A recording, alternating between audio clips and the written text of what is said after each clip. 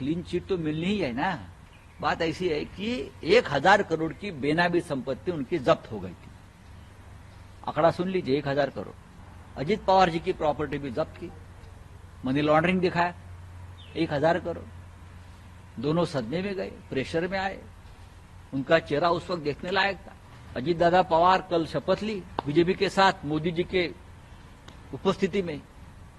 जिस मोदी जी ने अजीत दादा पवार के ऊपर 70,000 करोड़ घोटाले का आरोप किया था, जिस घर में मैं रहता हूं वो घर भी ईडी के कब्जे में है, मुंबई में। छोटा सा घर है, मैं रहता हूं वो मकान। बोलिए। बेनामी संपत्ति मामले में कल क्लीन चिट मिल गई है, क्या है? अरे क्लीन चिट तो मिलनी ही है ना। प्रफुल्ल भाई पटेल को मिली, अजीत दादा पवार को मिली, अब नवाब मलिक को मिलेंगी। बात ऐसी है कि 1000 करोड़ की बेनामी संपत्ति उनकी जब्त हो गई थी। आंकड़ा सुन लीजिए, 1000 करोड़।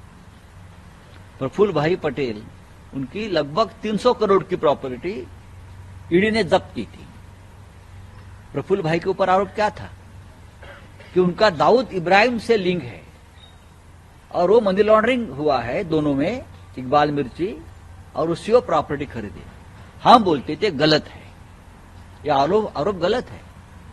अजीत पवार जी की प्रॉपर्टी भी जब्त की, मनी लॉन्ड्रिंग दिखाया, 1000 करोड़।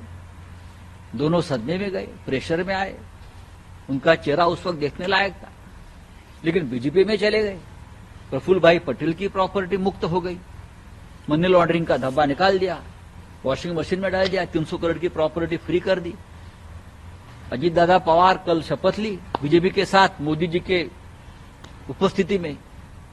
जिस मोदी जी ने अजीत दादा पवार के ऊपर 70,000 करोड़ घोटाले का आरोप किया था, सिंचन घोटाला, और उसी पैसे से ये प्रॉपर्टी लिया, ऐसा आरोप था उनके ऊपर।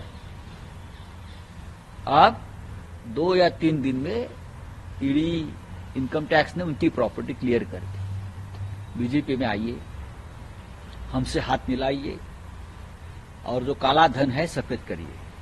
वहां पार्लियामेंट में 50,000 रुपए का एक बंडल मिल गया तो हंगामा होता है, या 1,000, 2,000 करोड़ का ब्लैक मनी से जो बनाई हुई प्रॉपर्टी आपने क्लियर कर दी।